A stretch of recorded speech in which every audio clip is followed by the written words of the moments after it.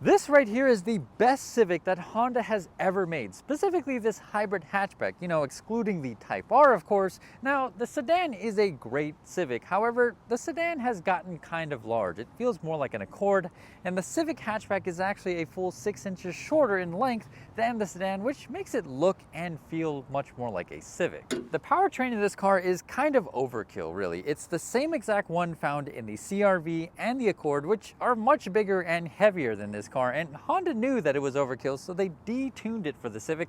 However, for some reason, it's still faster than the Civic Si.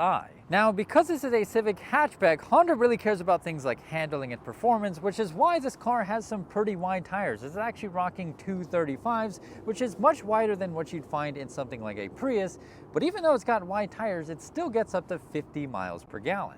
On the inside of this touring model, you've got genuine leather seats that are heated but not ventilated. You've got 2 USB-C ports, a wireless charger, physical controls for your climate, which feels so satisfying.